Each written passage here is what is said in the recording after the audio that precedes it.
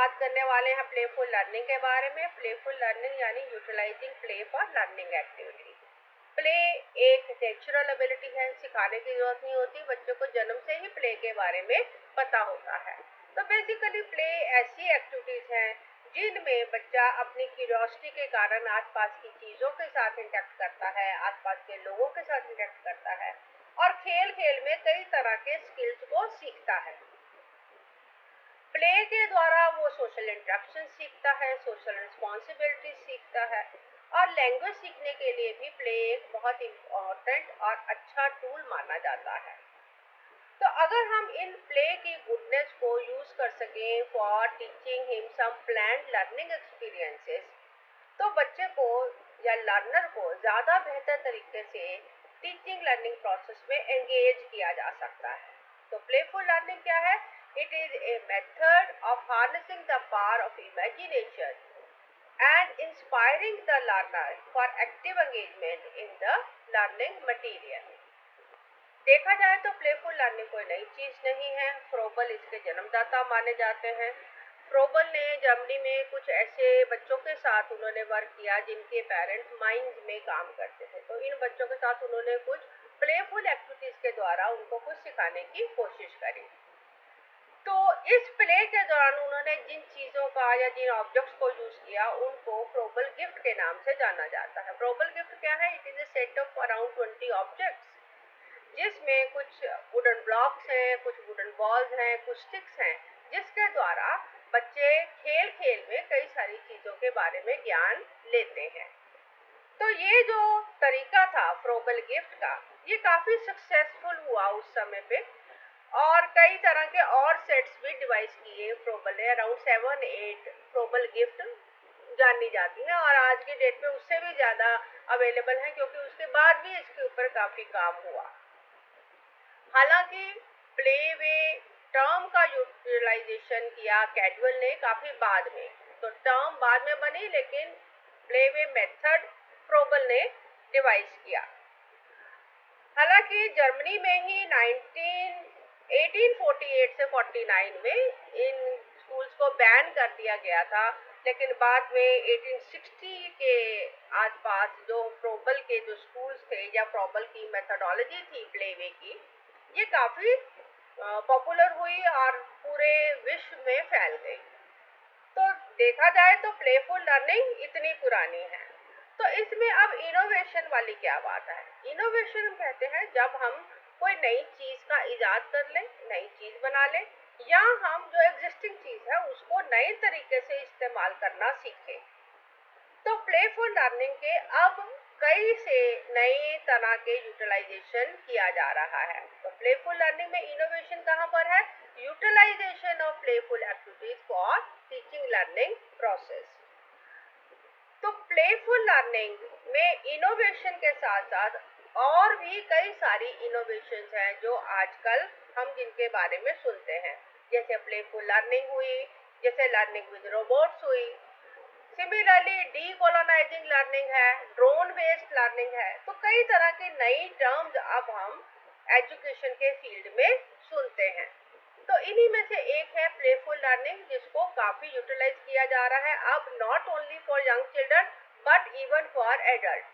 So in today's lesson we are going to understand how playful learning is gaining importance in modern scenario and how it is helpful for teaching children of all ages, and not only children, it is useful for teaching adults also।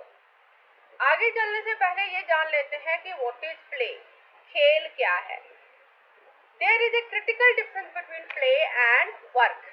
Play is mostly a self-chosen activity, यानी play वो क्रिया है जिसको learner अपनी मर्जी से choose करता है। यानी आप कई सारे आसपास अपने प्लेवे स्कूल देखते होंगे जिसमें प्लेवे स्कूल में भी एक करिकुलम रहता है, एक सेट ऑफ एक्टिविटीज रहती है जिसको टीचर्स हर बच्चे से करवाने की कोशिश करते हैं। तो वहाँ पर जो प्लेवे का जो बेसिक, जो इसका फंडामेंटल रूल है वो ब्रेक हो जाता है कि जब आप किसी बच्चे को जबरदस्ती कोई चीज कराने की कोशिश करेंगे, चाहे वो खेल ही है, then that will no longer remain a playful learning. So playful learning is what the child likes to do and he chooses the activity for himself rather than the activities which are prescribed by parents or by teacher. अगर teacher ने उसको जबरदस्ती उस काम को कराने के लिए कोशिश की है तो वो प्लेफुल लर्निंग नहीं है, चाहे वो एक तरह का गेम ही क्यों ना हो.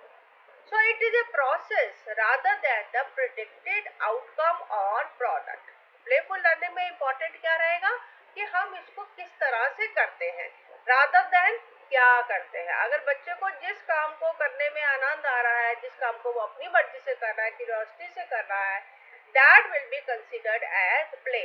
Not only playing with the toys can be considered as playful activities. इसके कंपैरिजन में वर्क क्या है? वर्क एक ऐसी एक्टिविटी है जिसको करने से पहले ही उसका एक डेफिनाइट इंटेंट होता है कि हम उस काम को क्यों कर रहे हैं. तो प्ले में डेफिनाइट इंटेंट नहीं होता है, हम क्यूरियोसिटी के कारण उस एक्टिविटी में एंगेज होते हैं, जबकि in comparison to this work is a carefully designed activity with a definite intent and it has a prescribed outcome. Now the next question comes, why we want to utilize play in the pedagogy? What are the advantages of play? One thing is that play is more advantageous in learning both for children as well as for adults. बच्चे को भी उतना ही फायदा होता है, बड़ों को भी फायदा होता है प्ले वे मेथड से सीखने में. तो ये सिंपली ऐसी एक्टिविटी नहीं है जिससे बच्चे जो हैं वो डेवलप करते हैं या फिजिकल डेवलपमेंट होता है. ये एक ऐसी एक्टिविटी है जिससे आप क्रिएटिविटी को सिखा सकते हैं, इमेजिनेशन को डेवलप कर सकते हैं, बच्चे को हैप्पीनेस के बारे में उसको सेल्फ रियलाइजेशन करवा सकते हैं, जिसको वैसे बाकी तरह की जो को करिकुलर या करिकुलर एक्टिविटीज हैं उसमें करवाना मुश्किल होता है. एंड सेकेंडली, जो प्ले वे मेथड से सीखा जाता है वो लर्नर के साथ लाइफ लॉन्ग बेनिफिट्स के रूप में रहता है, यानी उसको लाइफ में बाद में भी कई तरह से यूटिलाइज करता है. प्ले एक इम्पॉर्टेंट कंट्रास्ट देता है टू अदर एकेडमिक एक्टिविटीज जिसमें ज़्यादा बल मेमोराइजेशन पे रहता है, टेस्टिंग पे रहता है या परफॉर्मेंस पे रहता है. प्ले में इन चीज़ों के ऊपर इतना एम्फेसिस नहीं रहता. इसी कारण से प्ले में बच्चे को ज़्यादा अपॉर्चुनिटीज मिलती हैं एक्टिव एक्सप्लोरेशन के लिए. वो अपनी इच्छा से, अपनी मर्जी से नई नई चीज़ों को सीखने की कोशिश करता है, जो कि अदर एकेडमिक एक्टिविटीज में उसको एबिलिटी जो है उसकी वो दब जाती है, कम हो जाती है. तो प्ले के एडवांटेजेस क्या है? पहला तो ये है कि इससे प्रोसेस के ऊपर ज़्यादा बल जाता है इन कंपैरिजन टू आउटकम. तो प्ले में क्या ज़्यादा इम्पोर्टेंट है? प्रोसेस ज़्यादा इम्पोर्टेंट है. उसको प्रोसेस से क्या नतीजा निकलने वाला है वो ज़्यादा इम्पोर्टेंट नहीं है. और इसी के कारण प्ले जो है एक एवेन्यू देता है बच्चे को, एक अपॉर्चुनिटी देता है for exploration of different issues. यानी ये कोई ऐसा स्ट्रक्चर्ड करिकुलम नहीं है जिसमें टीचर ने जो सिखाना सिर्फ बच्चा वही सीखता है. बच्चा अपनी मर्जी से अपने आसपास की चीज़ों से और भी बहुत कुछ सीखता है, एक्टिवली एक्सप्लोर करता है, खुद जान के सीखता है, और इसके द्वारा वो कई तरह के डिफरेंट प्रोस्पेक्टिव्स के बारे में जानता है. So play is very useful when you want to encourage children for active exploration and you want to help them in developing different perspectives. Similarly, play based approaches जो है ये टीचिंग में काफ़ी जगह पे यूटिलाइज हो रही हैं, जैसे डिजिटल गेम्स बनाने के लिए जिससे लर्निंग को ज़्यादा बेहतर तरीके से किया जा सकता है, और प्लेफुल वैल्यूज इनकलकेट करने के लिए.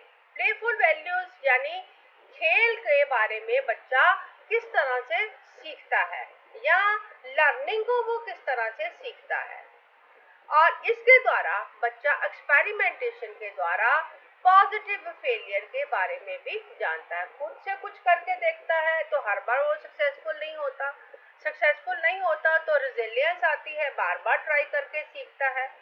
सिमिलरली इसमें वो डिफरेंट अपॉर्चुनिटीज के बारे में एक्सप्लोर करता है और अपने को पॉजिटिवली फेलियर के लिए तैयार करता है।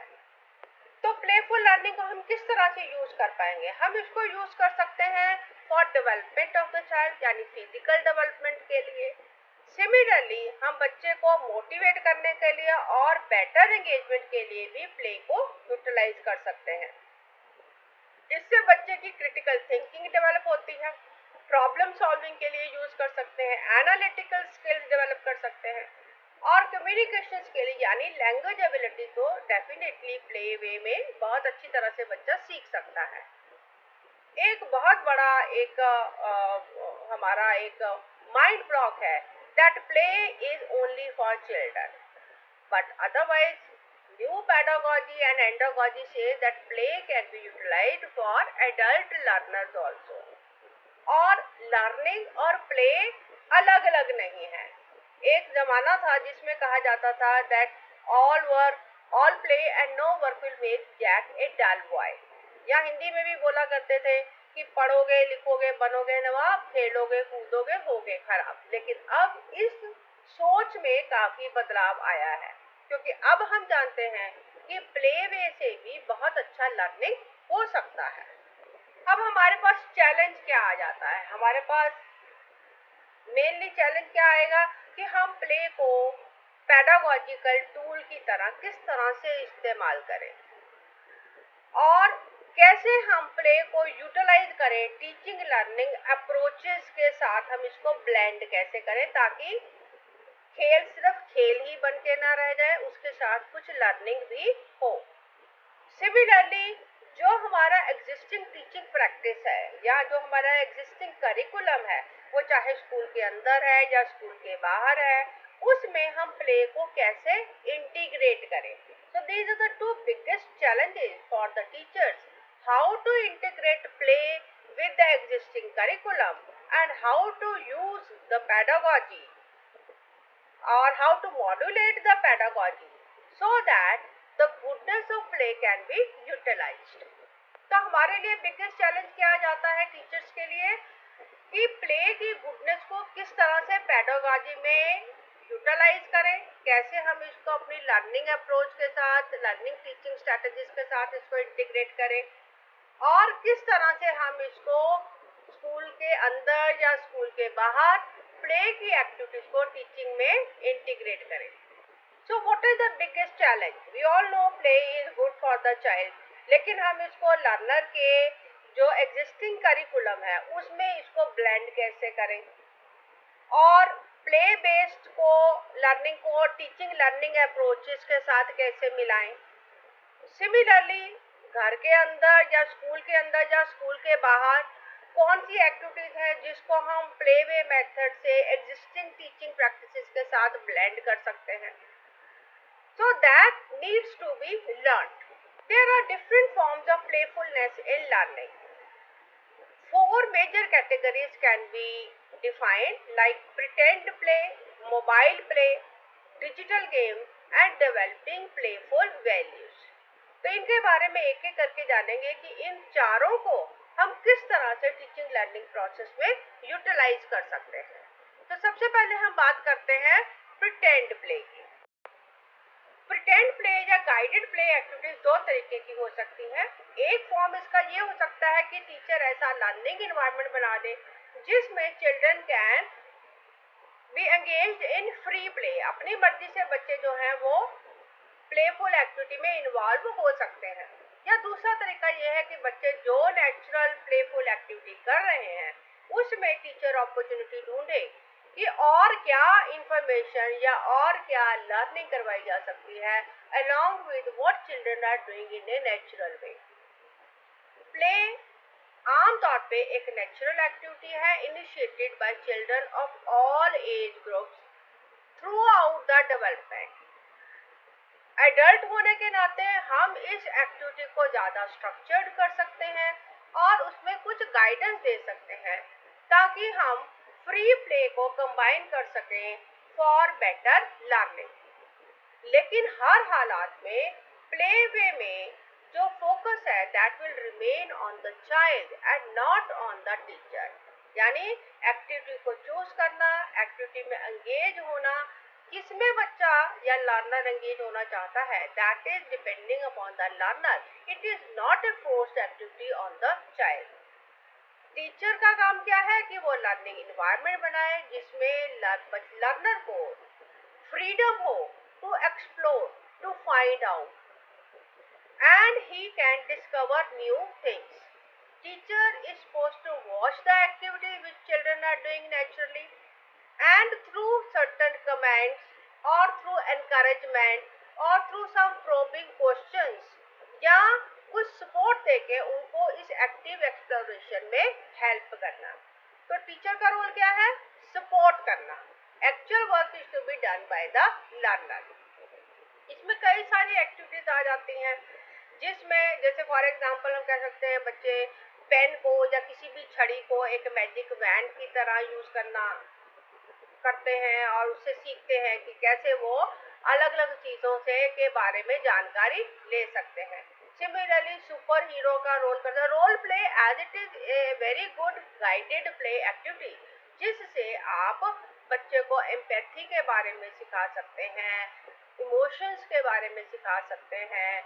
You can help him in finding different solution to the same problem और बहुत अच्छी तरह से रोल प्ले को एक गाइडेड प्ले एक्टिविटी के तरह से यूटिलाइज किया जा सकता है। प्रिटेंड प्ले को यूज करने से आप लर्नर को डिफरेंट पर्सपेक्टिव्स के बारे में सिखा सकते हैं, आप उसकी डेवलपमेंट इन लैंग्वेज स्किल्स कर सकते हैं, डेवलपमेंट इन सोशल स्किल्स कर सकते हैं, and you can make them learn about their physical environment. Not only this, you can help the learner to understand emotions and to explore emotions, explore their own fears and desires. Next type of play activity is mobile play. Mobile play मतलब content with the game element. Mobile application जो कि बहुत well design हो, interactive हो, flexible हो, जिससे different types of learner उस learning में इन्वॉल्व हो सके, that will be called as mobile play. Mobile play it provides opportunity for exploration and discovery. हर बच्चा अपने अपने तरीके से खेलता है, अपनी अपनी स्पीड पे खेलता है, अपनी अपनी रुचि के अनुसार खेलता है और सीखता है। लर्नर को सपोर्ट कब मिलती है? जब वो किसी डिफिकल्टी में फंस जाए, तब उसको सपोर्ट दिया जाता है कि आप इस स्टेप को इस तरह से सॉल्व कर सकते हैं। इससे लर्निंग जो है ये काफी विजिबल हो जाती है, ये समय समय पे पता चलता रहता है कि लर्नर कितना सीख रहा है। And adults also may be guided how they should use the application with their children. So that is how mobile games or mobile play is a very good tool for playful activities. इससे फायदा क्या होता है? आप mobile play से literacy कर सकते हैं, यानी अक्षर का ज्ञान दे सकते हैं, मैथमेटिक्स सिखा सकते हैं, साइंस के स्किल्स सिखा सकते हैं, प्रॉब्लम सॉल्विंग सिखा सकते हैं। लेकिन इसके कुछ डिसएडवांटेजेस भी हैं। One of the disadvantages that usually they are not very well designed and they are not appropriate for the age. तो इनको एज स्पेसिफिक तरीके से चूज करना, सिलेक्ट करना थोड़ा डिफिकल्ट होता है। नेक्स्ट हमारे पास कैटेगरी आ जाती है डिजिटल गेम्स। डिजिटल गेम्स आजकल बहुत यूजफुल है and they are providing ideal space for learning, क्योंकि इनका जो डिजाइन है वो बहुत अडेप्टेबल होता है और इसको कस्टमाइज किया जा सकता है as per the difficulty level, जो कि मोबाइल प्ले में पॉसिबल नहीं होता। एंड सेकेंडली, गेम एक्शंस के साथ साथ एक रेगुलर फीडबैक मिलता है और फीडबैक के कारण बच्चा या लर्नर अपनी लर्निंग को सेल्फ मॉड्यूलेट कर सकता है। डिजिटल गेम सभी एज ग्रुप्स के लिए यूजफुल है, बच्चों के लिए भी और मैच्योर एडल्ट्स के लिए भी। They are definitely very joyful and engaging और इनमें जैसे थोड़ी थोड़ी देर बाद कुछ इंसेंटिव्स मिलते रहते हैं, कोई ट्रॉफीज आती हैं या कॉइन्स आते हैं या कोई गिफ्ट्स आती हैं, चाहे वो डिजिटल ही हैं, स्क्रीन पे ही हैं, but they keep the learner motivated and learner they learn to learn at their own pace, अपनी स्पीड पे, अपनी अपनी डिफिकल्टीज को रिमूव करते हुए लर्नर सीखता है। और एक और बड़ा फायदा है डिजिटल गेम्स का, जैसे कुछ ऐसे लर्निंग हो सकते हैं जिसको आप रियल लाइफ में नहीं करवा सकते, जिसको हम सिमुलेशन में ज़्यादा बेहतर तरीके से करा सकते हैं। तो सिमुलेटेड गेम्स के लिए भी digital games are very good. Digital games का जो लर्निंग आउटकम है that is in the form of game analytics. So let us try to understand what is this. Game analytical means कि आप game को खेलते समय गेम का जो सॉफ्टवेयर है ये एक डाटा सेट इकट्ठा करता रहता है जो कि ऑटोमेटिकली क्रिएट होता रहता है। तो जब भी लर्नर उस गेम को खेलता है तो उसका जो डाटा है वो ऑटोमेटिकली सेव होता रहता है और इस डाटा से जो इंफॉर्मेशन कैप्चर होता है इससे लर्नर को आगे वाली गेम खेलने में सपोर्ट मिलता है, उससे उसका इंटरेक्शन लेवल बढ़ता है। अगर बच्चा प्रिलिमिनरी लेवल क्लियर कर रहा है तो उसको फिर हायर लेवल का जो गेम सीक्वेंस है दैट कैन बी प्रोवाइडेड। इससे ये भी पता चलता है कि लर्नर को किस पार्ट में किस तरह की दिक्कत आ रही थी या कौन सा लेवल उसको डिफिकल्ट लग रहा था। तो इसकी वजह से जो डिजिटल गेम्स हैं ये काफ़ी पॉपुलर हो रही हैं। Game analytics can be helpful to the learner who struggle और that game analytics can provide additional activities for those who are progressing at a very fast rate. तो एनालिटिक्स की वजह से गेम का जो लेवल्स हैं उसको मॉड्यूलेट किया जा सकता है। अगर लर्नर बड़ी आसानी से एक लेवल को क्लियर कर रहा है तो उसको अगला लेवल थोड़ा डिफिकल्ट दिया जा सकता है ताकि उसका इंटरेस्ट बना रहे। सिमिलरली अगर उसको किसी लेवल में डिफिकल्टी आ रही है तो उसको थोड़ा इजी लेवल दिया जा सकता है ताकि वो उसको प्रैक्टिस करके फिर एप्रोप्रिएट लेवल तक पहुंच सके। Second utilization is in the social play.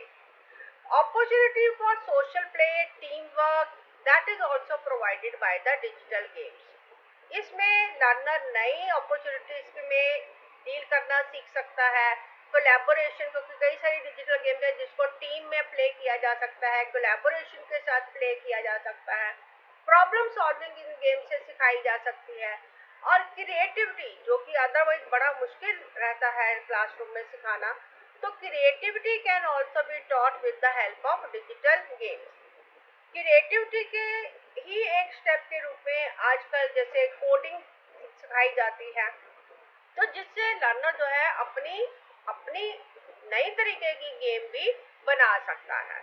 Digital games का कुछ डिसएडवांटेज भी रहता है। पहला डिसएडवांटेज तो ये है कि डिजिटल गेम्स को खेलने के लिए कुछ स्पेसिफिक ऑपरेटर्स का ज़रूरत रहता है जो कि आमतौर पे कॉस्टली होता है। डिजिटल गेम्स बनाने में भी काफ़ी पैसा जाता है, तो digital games are costly software.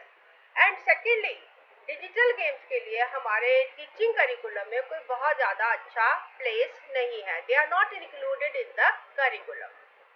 Next comes how to develop playful values. How learners think about learning, that is will be called as learning values or playful values. Playful learning is not only with the learning with the toys or with the games. It is using gaming elements to enhance learning. तो playful learning का एक segment ये भी है कि ये सिर्फ खेल खिलौनों के साथ खेलने वाली चीज़ नहीं है, ये डिजिटल गेम ही नहीं है। प्ले की जो गुडनेस है उसके एलिमेंट्स को हम यूज कर सकते हैं for learning. It is also about changes in how learner think about learning and the development of playful values. Being open to new experiences, being curious, taking risk, taking learning from failure, these all are the learning values which can be taught with games or with the help of play. Create opportunities for learners to take part in play space. That play space may be physical or it may be imaginary. जहाँ पर जो actions हैं वो सभी के एक जैसे होने की ज़रूरत नहीं है और सिमिलरली उनका जो एक दूसरे के ऊपर लाइफ में इम्पैक्ट है वो भी एक जैसा होने की ज़रूरत नहीं है। यानी इंडिविजुअल डिफरेंसेस के अनुसार, इंडिविजुअल इंटरेस्ट के अनुसार डिफरेंट लर्निंग मटेरियल को प्रेजेंट किया जा सकता है। Now we come to a very important question, that how to utilize play for adult learners. Designing playful spaces need an intrinsically motivating environment. तो adults के लिए, स्पेशली adult learner के लिए प्लेवे मेथड के लिए एक बहुत मोटिवेटिंग इन्वायरमेंट क्रिएट करने की ज़रूरत है। ऐसा इन्वायरमेंट जो कि डेमोक्रेटिक हो, जिसमें सुपीरियॉरिटी और इंफीरियॉरिटी का कॉम्प्लेक्स ना हो, फ्लेक्सिबल एंड ओपन हो, यानी रिजिडिटी ना हो that only this method is to be use, this game is to be use, and there should be opportunity for accepting failure. So that environment which is easily accessible, which supports progression, which is flexible, which supports active physical engagement and helps in collaboration with others in democratic, open and failure accepting environment, that will be creating the playway for the adult learners. Similarly, playful activities में adult learners के लिए they can be playful learning conferences.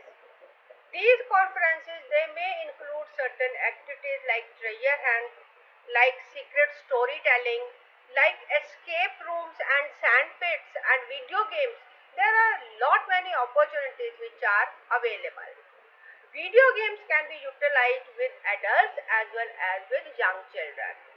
Delegates are encouraged to make use of these activities and they are expected to step out of their comfort zone and take risks. They are expected to involve themselves in interactions so that they can increase trust and they can increase empathy. These types of learning, they help the learners to think out of box and encourage creative learning. We all must understand that playway pedagogy is not that easy. There are many challenges which are faced by the teacher while dealing with playway pedagogy.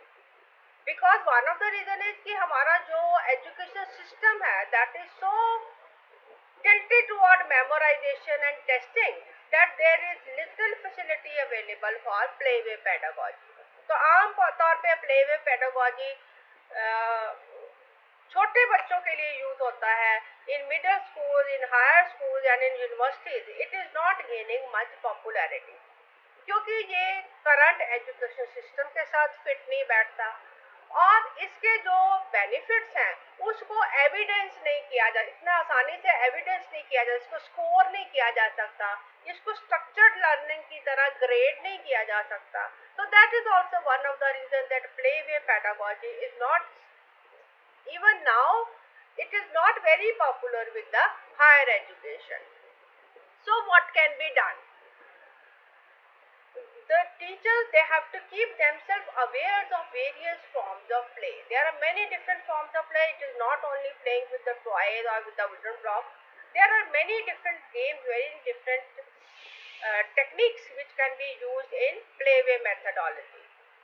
Teacher has to find the right balance between the learner agency and freedom of play and exploring, and teacher has to provide the guidance which will help the learner to learn better.